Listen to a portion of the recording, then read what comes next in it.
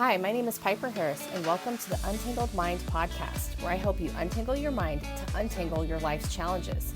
I'm a mental health therapist in the suburbs of Atlanta, Georgia, and an expert in third wave CBT for individuals with anxiety, trauma, and grief. On today's episode, we're diving into intuition and heart-based thinking and how negative gossip can actually teach us. Thanks again for joining the Untangled Mind podcast.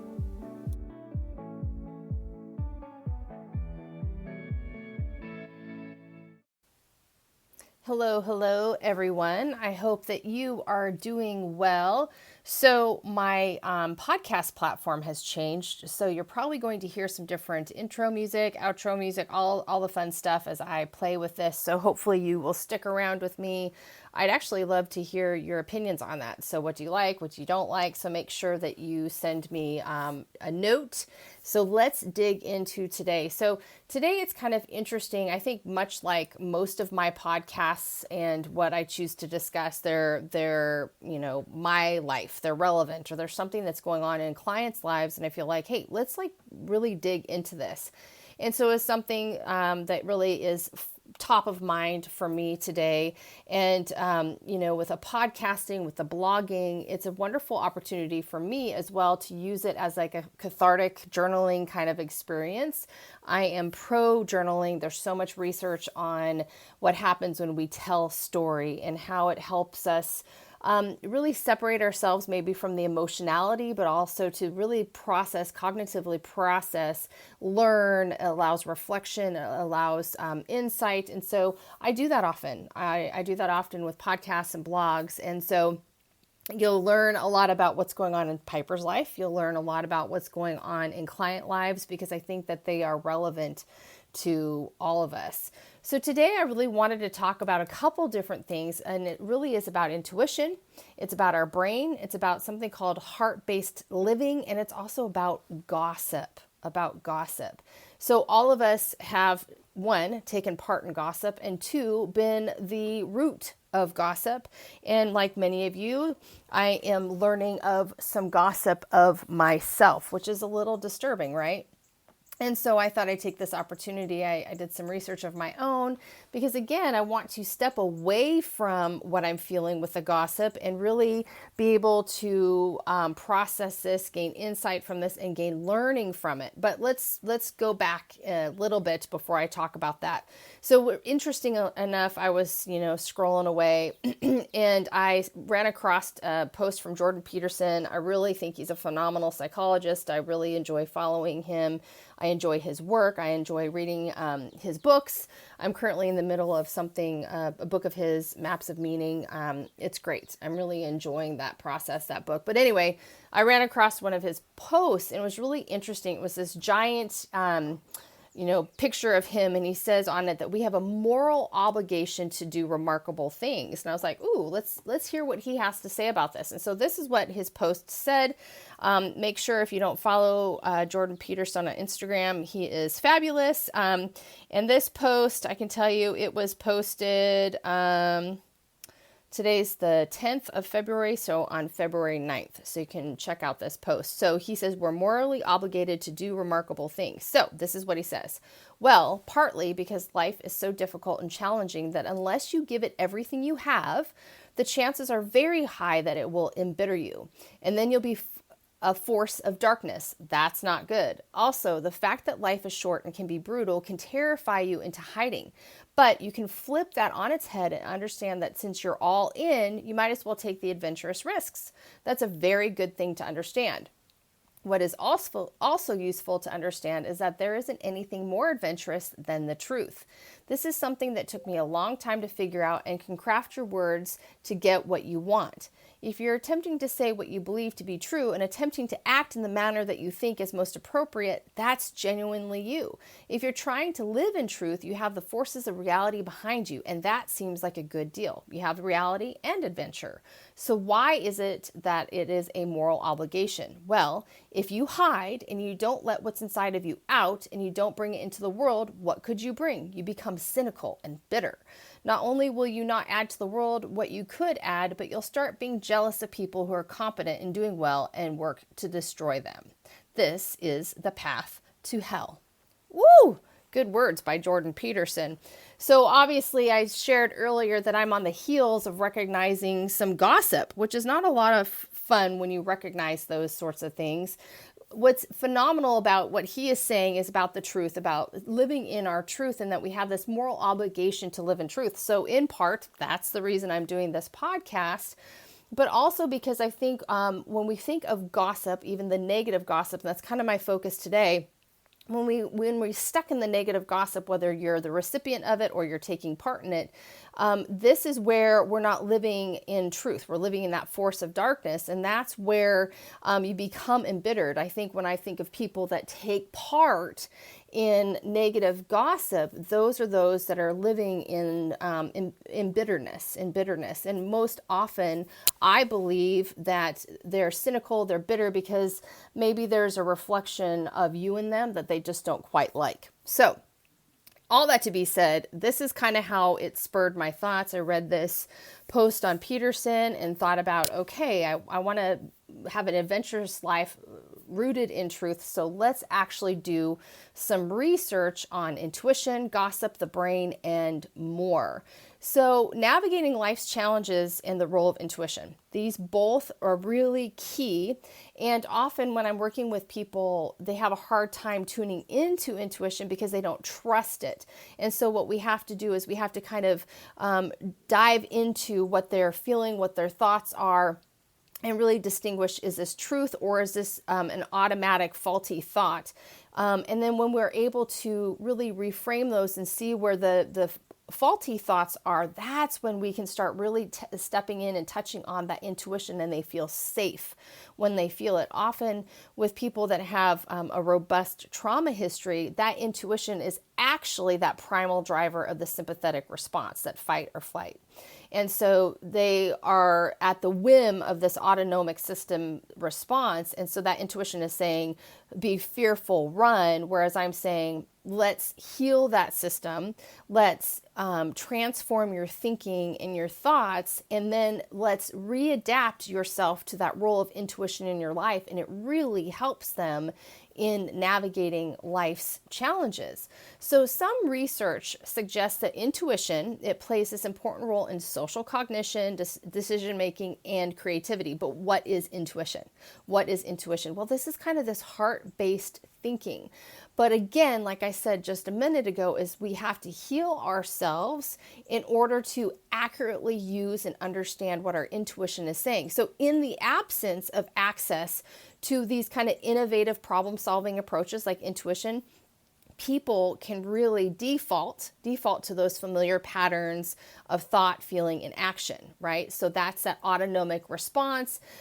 These are those responses that I can't trust those in my life. I can't trust myself, all of those things. So we revert if we don't learn how to access this system.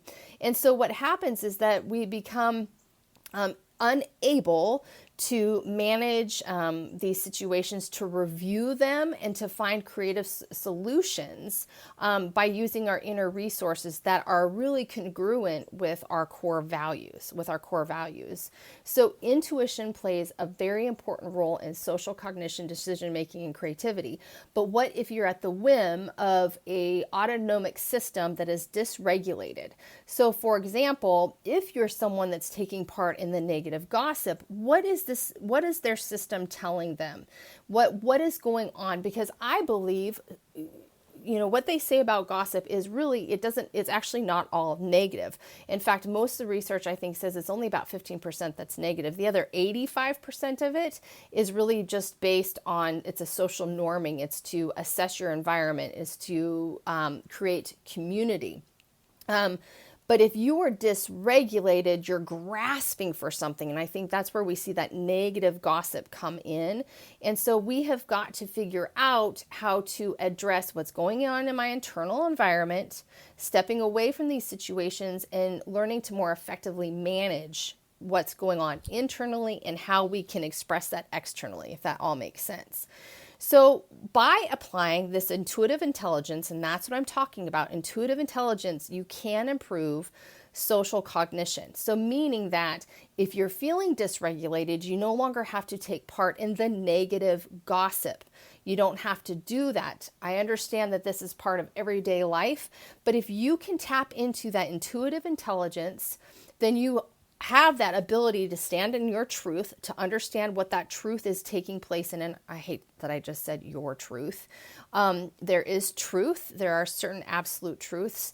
But this is about being very reflective in yourself, very reflective on this is what I do. This is how I manage. This is the stuff I take part in, all those things. But intuitive intelligence really can help you, but we have to understand how you step into maladaptive coping behaviors. So effectively dealing with stress, and sustaining your resilience, it really involves learning to recognize and self-regulate that stream of thoughts, and especially those emotional undercurrents like judgment, negative projection, insecurity, worry, all of those. Those are those negative emotional undercurrents. And what we do then is we create coherence, and we are incoherence, we create incoherence, and we waste energy, right? So we have to figure out how to recognize and self-regulate those things. So emotions and thoughts, right? Those are the things that we have to learn to regulate. So by learning to replace these feelings with more positive and regenerative attitudes and perceptions, then what we can do is we can establish this new inner baseline of reference. So again, if we're always pulling from the same reserve of this autonomic system that's stuck in this painful place, we're going to continue those painful behaviors. So by learning to increase and replace those thoughts and feelings, we can establish a new inner baseline reference. And it's a type of implicit memory that organizes our perceptions, our feelings, and our behaviors, and it allows us more effective responses that uses kind of our hearts, our emotional heart's perceptual abilities, that intuition, to access and bring forth a deeper resource of wisdom. What Peterson was saying is that moral obligation of trueness, the attempt to live authentically and not to be in hiding, and to be more genuinely you, okay? But without establishing that new baseline reference of self-regulation that, incorporates intuitive perspectives, people are at risk of living their lives through these automatic filters of past familiar experiences, including taking part in negative gossip.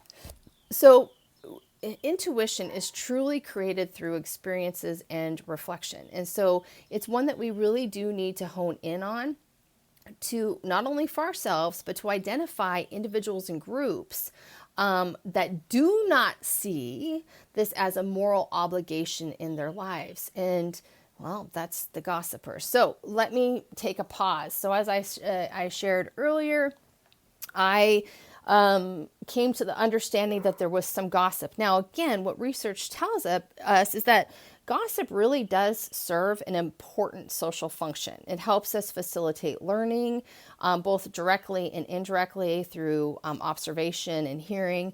And in fact, a psychologist, Robin Dunbar, she said that it actually could have been an evolutionary aspect, that it helped us to assess community, and to know, where am I safe, where am I not safe. So even a meta-analysis in 2019 found that participants spent an average of 52 minutes a day involved in gossip. But again, it wasn't all the negative gossip. So as I said, I became aware of a situation. So in my world, it is very important to me that I work with professionals that I can refer out to. It's very important to me. And one of the important aspects of having these individuals, and you can go to untangledmind.net under About, you can read about my provider network, is that these individuals are also a reflection of me. So I've spoken with each of these individuals on my own, and I have referred clients whom also give me their reviews. And so it is very important to me that I trust them, that they're ethically based, that they know what they're talking about, because again, it's a reflection on me, and I want my clients to receive the best care. Unfortunately, I had a provider that didn't work out, just based on some things that I had learned, and a lot of that is HIPAA protected, so I can't say it exactly. But I had to remove myself from that professional relationship, and this was 8 months ago. Not a big deal. Those things happen. It was a choice I made for the protection of my clients as well as the protection of my reputation. Unfortunately, 8 months later, I find that a couple of different individuals are speaking about what happened 8 months prior. And I didn't quite put it together until I sat with it and I thought, wait a second, what did I just hear? Because a different individual came to me and specifically asked why I ended that professional relationship. And of course I said, I can't get into that. That's HIPAA protected. And at first I thought, oh, they're just curious. And the more I sat with it, I was like, oh, wait a second. I need to tap into my intuition, tap into what I've learned in the past, and recognize what I'm hearing. There was negative gossip taking place. So when you're in this position of tapping into intuition, the first thing you have to do is not be overridden by emotion. So when I first realized it, I was hurt. I was very hurt. Then I was angry and I thought, okay, well, this doesn't serve me. I need to step out of the feeling and consider what's going on. So I do that, and I teach my clients that when we have a heightened emotional response, we need to step outside of it and investigate it, become an observer or a scientist over our feelings and our thoughts. And so that's what I did myself, and I stepped outside of it and said, okay, I don't like this feeling, but feelings are not facts. What are the thoughts that are rooting or propelling my feelings and possible behaviors? So the behavior today is a podcast.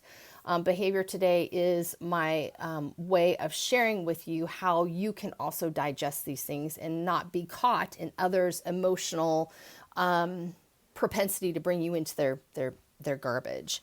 And so I had to step back and think about, okay, what's the thought that's rooted in this? Well, the original thought is I was very clear on the intuition I had with the original party, and it was clear to me that I needed to separate myself from that individual with our professions. This was not a personal call on that other individual. This is purely rooted in this is about professional. This is about my clientele. This is about my professional reputation. So I stepped into that and thought, okay, I thought that through. That was not emotionally based. This was the right choice. Then I took another step back and brought this other player into the picture. And I said, okay, well, what's the thought here? What's actually thought? The feeling I have is hurt. The feeling I have is betrayal. The feeling I have is disgust. The feeling I have, so I'm going through my own emotion wheel. And again, this is something that I use with my clients all the time. It's very important for us to absolutely name our feelings accurately so then we can tame them, if that makes sense. So there was betrayal, there was disgust, there was a real sense of regret. There was a real sense of loneliness because I had looked toward creating a friendship. So I sat down with those feelings and then I stepped into, again, let's think about this. What's the thought that's propelling these feelings? Well, the thought was, I am hoping to establish relationships not only professionally but personally. And because I'm finding that neither of these relationships worked, it's propelling those emotions. And what I'm doing in stepping outside of the hurt and thinking this through is that I'm not allowing the feeling to overtake and make me irrational. But it's also allowing me to process and see, okay, you made the right steps. These are the correct steps. These feelings are okay. They're relevant. But now you learn. You think about the the thought, you consider the emotion that comes with it. They're real and they're valid, but then you choose by stepping out, like I'm saying, you choose to step into a different behavior. What my intuition told me with the original party was, this isn't good for you. This isn't good for your business. So I held on to that. What my intuition told me with this second party was, well, I failed. I was so wanting to make a friendship, but then I stepped back. I'm like, hold on, intuition. That's an emotionally based reaction. What are you telling me? What is my heart telling me? My heart's telling me you made the original first assessment and you just needed to trust it moving forward. So it helped, you all. It helped so much for me to step out of it.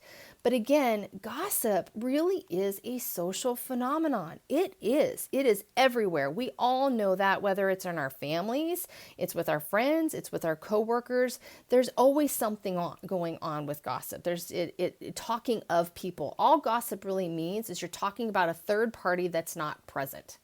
It doesn't always have to be negative. So another study that I ran across when I was thinking about the process of tapping into intuition, creating a new reference baseline, and how that works with gossip in our brain, this study actually proposed that gossip does impact reputation formation, right? It does, or partner selection and cooperation. So the research really was trying to scrutinize the impact of negative gossip on the work environment. So it wasn't really for everything outside of that, but it does impact reputation formation, partner selection, and cooperation. So it doesn't necessarily have to be negative. If we're in a group of people talking about a party that's not present, we're taking in the data. We're taking in the information that then allows us to create our next steps, our behavior. So there are specific areas of the brain that are involved in gossip that they're finding. So what was really fascinating to me, again, I'm stepping out of my feeling, right? I'm stepping out of my feeling so that I have a more appropriate behavior. And so part of stepping out of it is I'm going to research this. And what was fascinating about the parts of the brain that are initiated during the process is I thought, well, of course, it's going to be the amygdala. That's our emotion center. That makes total sense. It's all emotional responses. But guess what the first area that was in the research? Prefrontal cortex. This is our executive function. This is our smart brain. This is our logical brain. I thought, wait a second. I don't understand. How is the prefrontal cortex involved in this? And so what it is it's implicated in the social cognition, and it regulates our social behavior. So the PFC allows us to direct our attention to specific social stimulus. So if we're in the midst of a crowd and there's a gossip going on, our prefrontal cortex is taking that smart brain, right? Our top brain is taking in what we're hearing, what we're seeing, what we're feeling, and it's really creating an understanding of this is what this social context is going on. This is a stimulus that I'm taking in, and it provides us an ability to recognize what's going on socially, cognitively. I was fascinated by this. I just thought, when you're taking part in gossip, it's only the amygdala. Now, the amygdala is absolutely part of this process. In fact, what was really interesting about it is that one of the research studies that I found was individuals that are feeling dysregulation. They're feeling dysregulation. If they begin to gossip, it creates soothing. And with the dysregulation, what they found was they had an increase in heart rate. And if they gossiped, in negative gossip, it actually slowed their heart rate. What in the heck? So if we talk crap about someone, we can regulate our nervous system and lower our heart rate. What does that say about us as human beings? I mean, I read that and I thought, wait a second. So I'll feel better if I talk crap about Sally across the hallway? That's messed up, y'all. This is where it's so important to learn our own regulation, to learn how to regulate our systems. It's so important to step out of ourselves, understand. So I digress. Amygdala is obviously a part of that because it's the emotional processing. Okay. It's emotional processing. And it really helps us recognize as well the effectiveness of our gossip, right?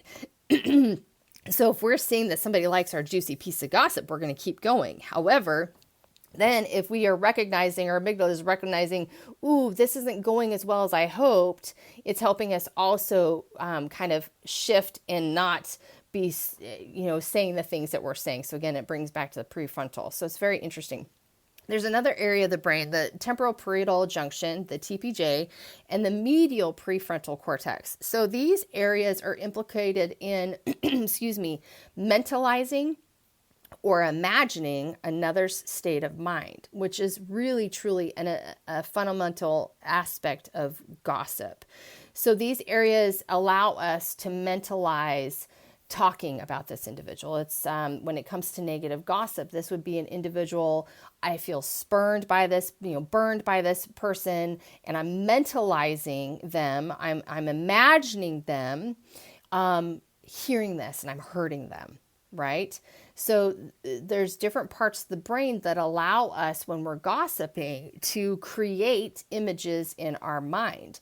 So if you think about that, those three different areas, 4 different areas, there's a lot going on and firing in your brain. And also when we do negative gossip, it slows our heart rate. So if we're in a severely dysregulated state and we haven't learned how to create that internal baseline that's rooted in that moral obligation of truth, we're going to keep doing it.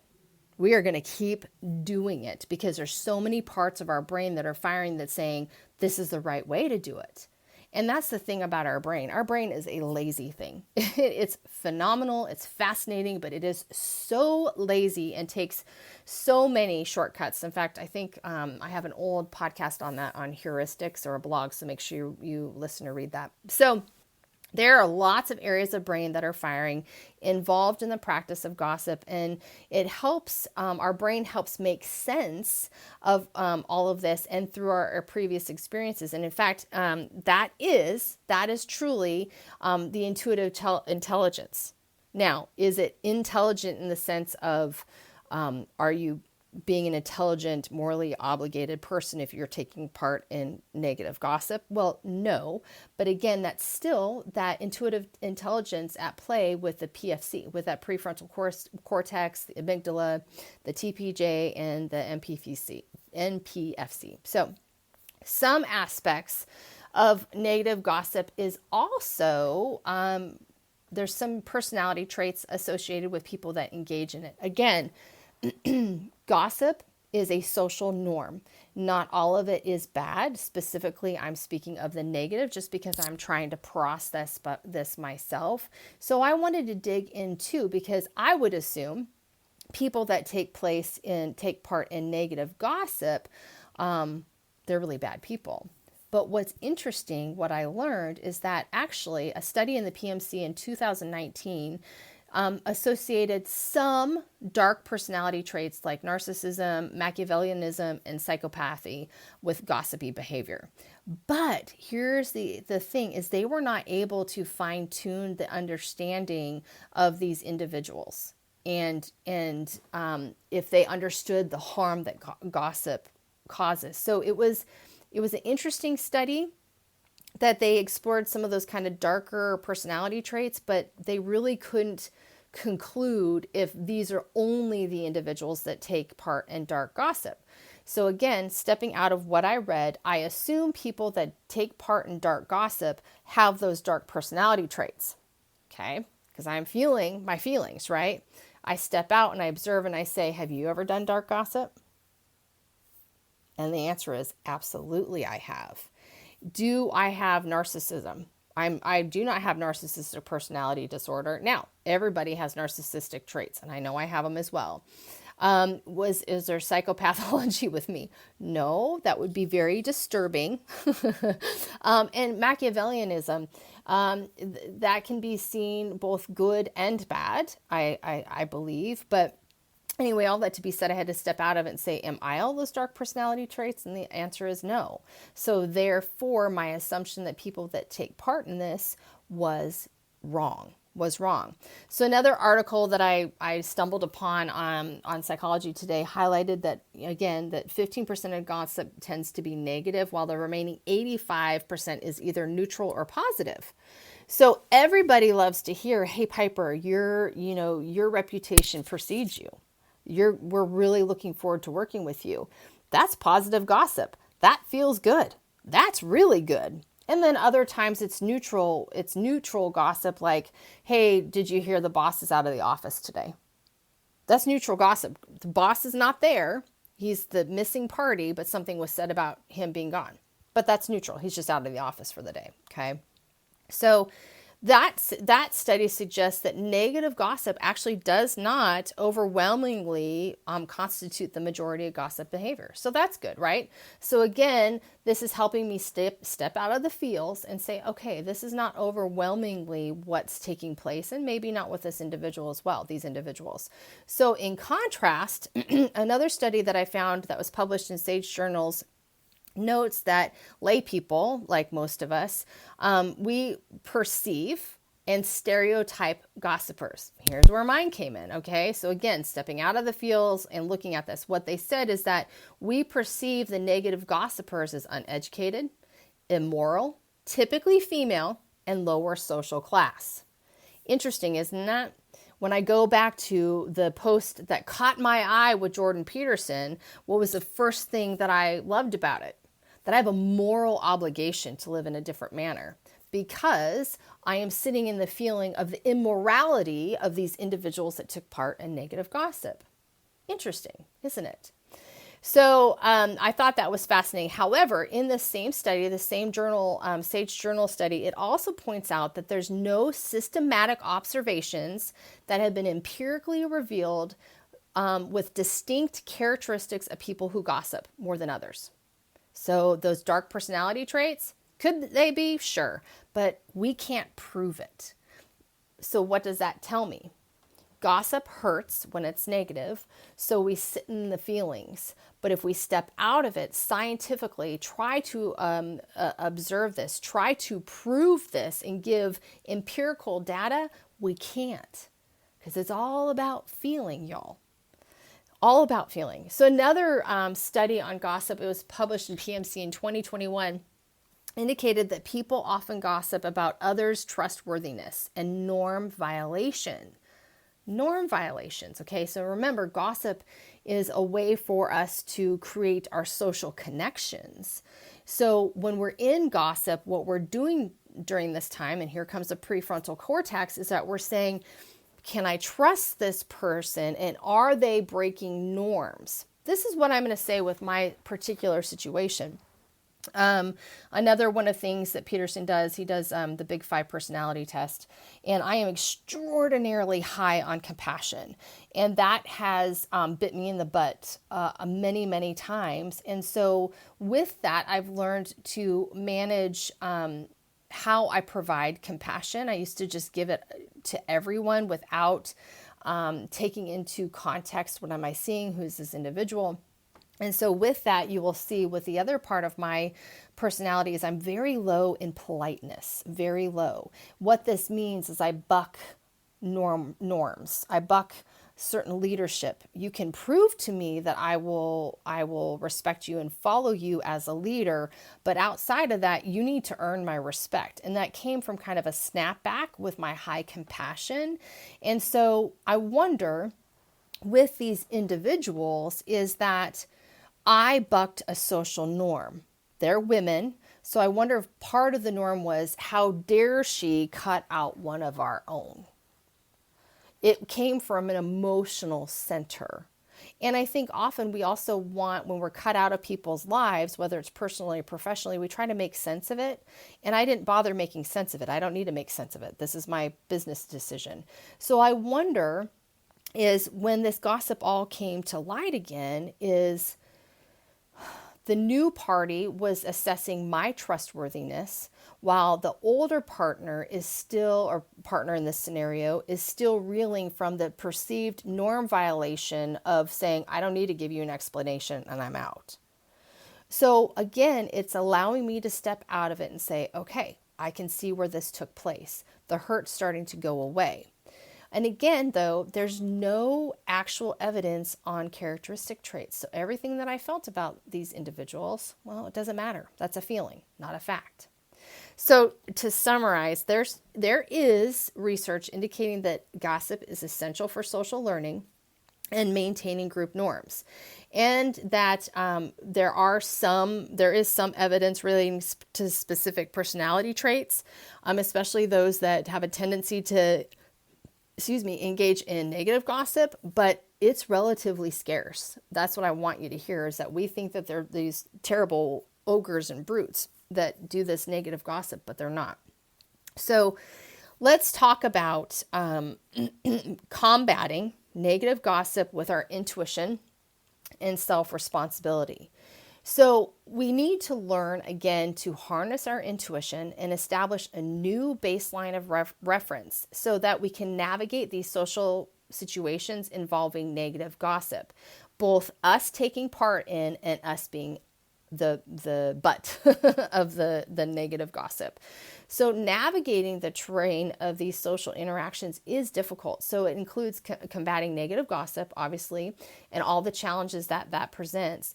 But it also is about that complex social network. We're trying to assess our social settings. We're trying to regulate our autonomic nervous systems. And it's tough. This is a lot of work. So it's really important that in these situations that we possess and within ourselves this capability to manage them effectively through intuition. There's so much power in intuition, but we have to heal ourselves before we can tune into our internal guidance system. And really, truly, with intuition, I believe it's a form of wisdom that's used along with our cognitive processes, those things that we're very aware of. And intuition is that internal guidance system.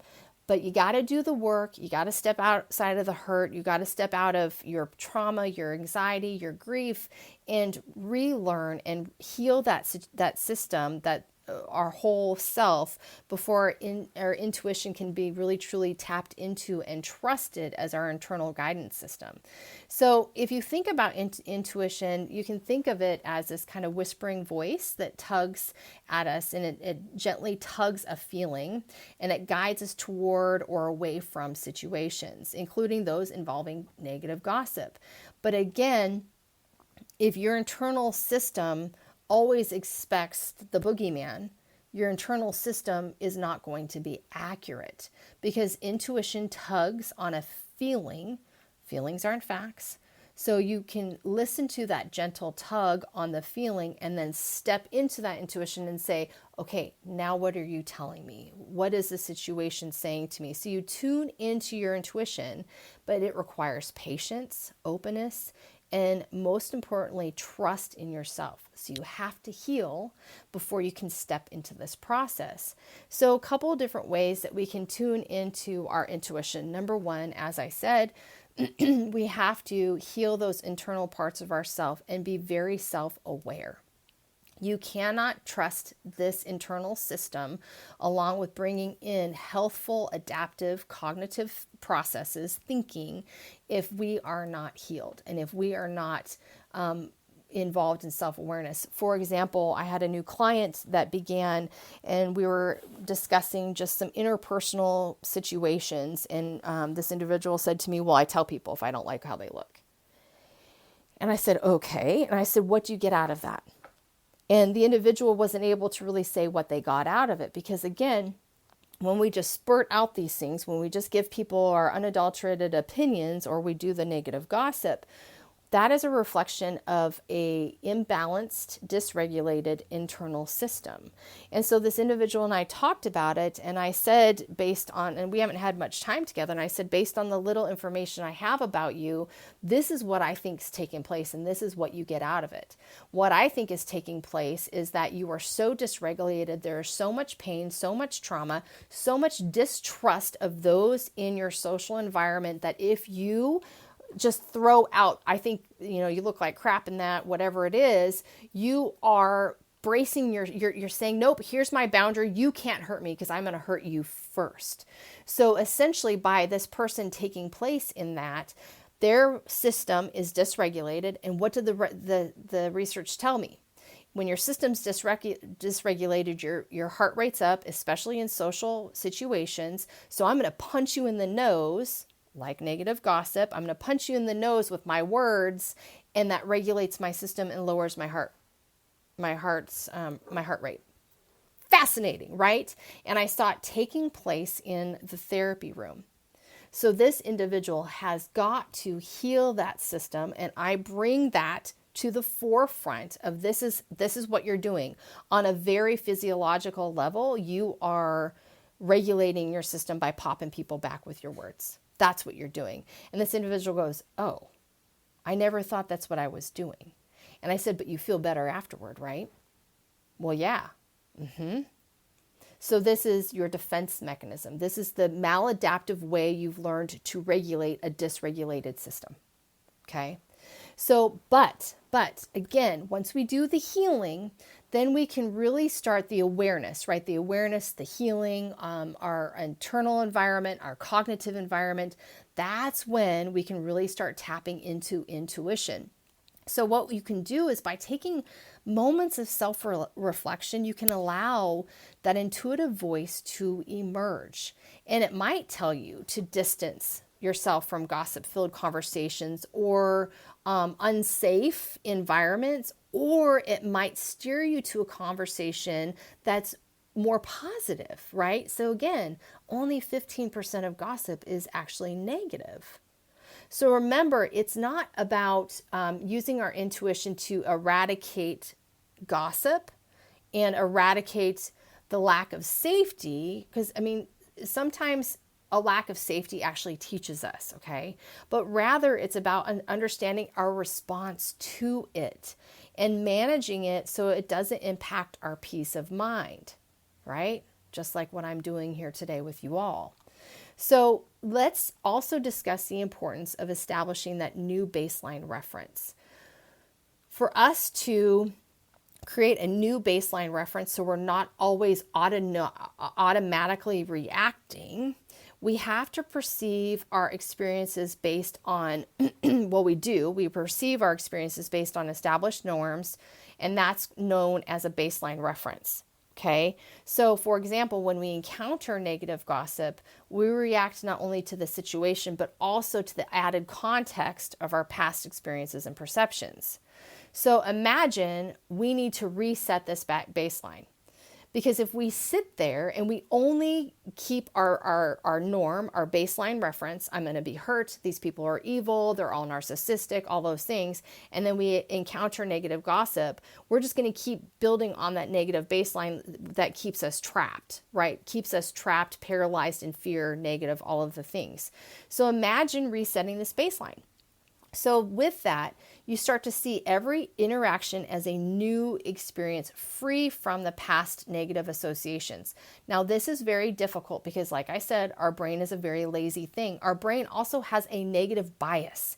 It's always looking for those negative associations. It's very evolutionary in the fact that it was created to keep us safe. But if all we're doing is looking at past negative associations, we can't move forward in life. We can't. So imagine resetting the baseline, and each experience is a new experience free from past negative associations. Those negative associations are always going to be there, okay? They're always going to be there. But if we can look at this as a new experience, it can provide us a fresh outlook and a greater mental resilience. So it transitions us toward a new baseline. Those negative interactions took place, it doesn't therefore have to continue to build and accumulate into the same norm baseline that you have. Okay. A new baseline, if we can step out of these things, can empower us with a choice to respond negatively to the gossip or positively. Additionally, looking for a new baseline, this also resets our safety system. So it resets our safety system that is looking to create social community based in different individuals and different approaches and behaviors. If our safety system is constantly saying don't trust, don't trust, don't trust, we won't build that community. And I'm telling you, all the research shows us we have to have community. And all the research shows us that everybody gossips. So what are we going to do? Sit in the old baseline system or create a new system through tapping into intuition, right? So when you're thinking about all of this and you're saying, Piper, okay, I hear you. What in the world? How do I do this? I know this is a lot of information, and truly you need a professional to help you with this, a professional to help you map out, okay, here's our foundation. We've got to heal you. We have to heal you physiologically. I need to teach you about your brain-body connection. I need to talk to you about what dysregulation is. How does it show up in your life? We need to heal those wounds when it comes to your trauma, your grief, anxiety. Then we build up. We build up, we build up, and we build up. So intuition is a wonderful, powerful internal tool, but you have so many steps before. Okay, so hear me with that. You need someone that can help you build and climb this ladder with you. So what's really important with all of this is that you really need to explore your deep core values and practice heart-based living, especially in dealing with gossip. So personal growth and well-being, it's really essential for us to understand the alignment of our core values and to embrace heart-based living. So what's heart-based living? So heart-based living is not living in that fear, not living in that sympathetic autonomic state, fight. And it allows us to tap into those core values and principles that guide you. So you're not being led by the whims of emotionality. Okay, so you have to understand that. So it's really important that we navigate challenging social situations involving things like gossip, and aligning our authentic core values. And that allows us to tune in to our internal innate moral compass. Do you see how I'm coming back around to what Peterson was talking about? So by us assessing, remember, we're building on all of these components when you're working on self. Okay, I've healed myself. I understand my emotional reactions and the behaviors that come from it. So I've navigated the cognitive process, the faulty thinking. I'm learning those tools. Now I'm tapping into my intuition. But to thoroughly tap into that intuition, right? We're building up and up and up and up. You have to be in alignment with your core values. And it really guides our conscious choices, and it reflects our true selves. So by embodying our core values, we do become better equipped to respond to gossip mindfully and gracefully. And I feel like that's what I'm doing today. This is not about outing people and their behaviors, because I've taken part in negative gossip as well. So that's not what this is about. This is about me trying, hopefully I'm doing it well, trying to show you how we can step into a new baseline. So heart-based living is another profound approach that can greatly impact your interactions. It involves listening to your heart's intelligence. When you are healed, you can hear your heart's intelligence. And you take what the heart says, and then you say, brain, have you all seen those comic strips? I love them, Heart and Brain, when they talk. So your heart, you're tapping into your heart's intelligence. So that's your intuition. And then you say to brain, okay, let's take all of those things that we have and let's filter what's going on. And so when we live from this place of symbiosis of the heart and the mind, it really fosters empathy. and it cultivates our compassion, and we gradually experience a deeper connection with ourselves and others. And it allows us to be intuitive about those connections. Should I step into this connection or not? Should I trust that they won't do this again or not? So it's really important for us to step into that. So in context of gossip, heart-based living becomes a really powerful tool in managing our responses and fostering understanding. It just does. Instead of reacting impulsively or with judgment, we can bring awareness to our emotions, our thoughts, and allow them to be acknowledged and then process them before deciding on a course of action. Too many times, all of us are like, why did I do that? It's because we have this feeling and we're impulsively behaving. But when we tap into these things, we practice understanding, we work on healing, we understand our core values, that really nurtures self-awareness and helps us to approach gossip from a place of wisdom, detachment, and empathy. Whew, it's a lot. So I hope all of this made sense to you. I'm trying to make sense of it myself. I actually feel my system much more regulated.